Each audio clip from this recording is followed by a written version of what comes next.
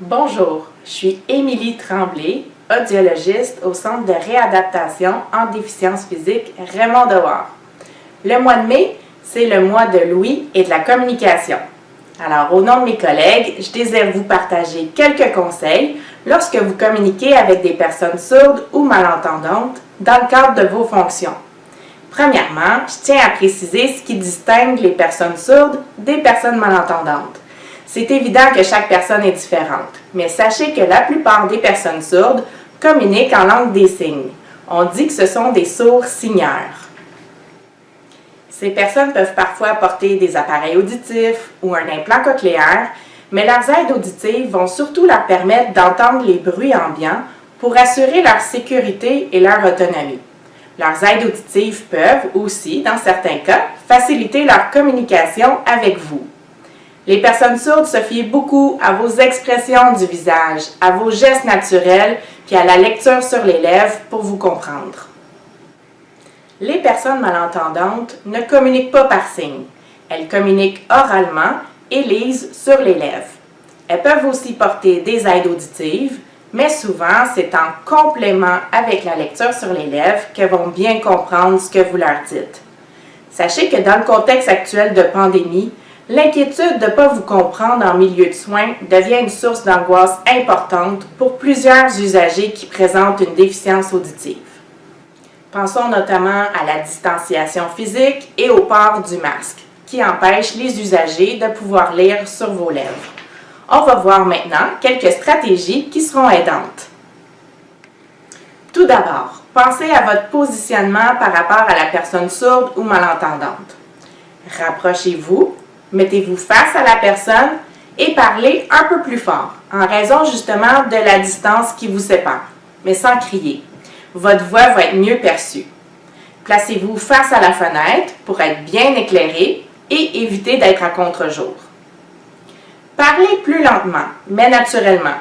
Le but, c'est d'avoir une bonne articulation pour que les mots soient bien compris.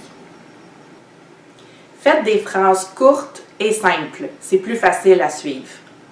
Gênez-vous pas pour écrire, dessinez les mots qui sont importants.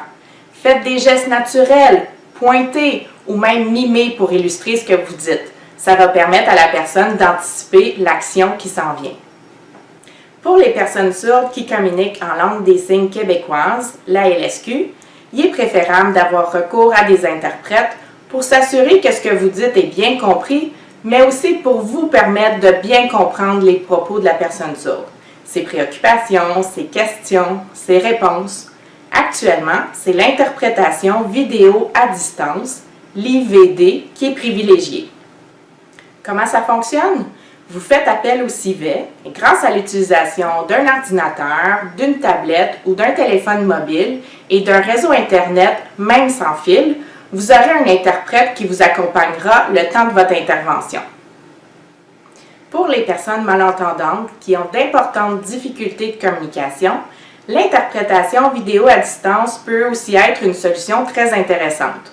Vous n'aurez pas besoin d'un interprète en langue des signes. Vous allez plutôt demander un interprète oraliste.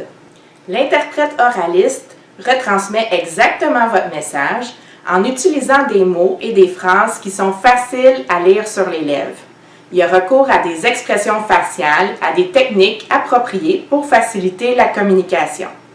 Donc, que ce soit pour avoir les services d'un interprète LSQ ou d'un interprète oraliste, le civet est là pour vous aider. Je vous invite à consulter les documents qui détaillent les marches à suivre.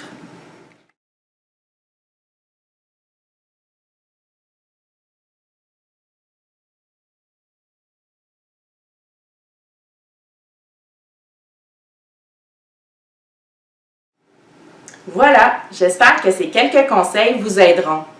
Si la communication demeure difficile malgré tout, je vous invite à contacter le programme sourd du CRDP Raymond-Dehors qui offre toujours des services psychosociaux de première ligne dans le contexte actuel.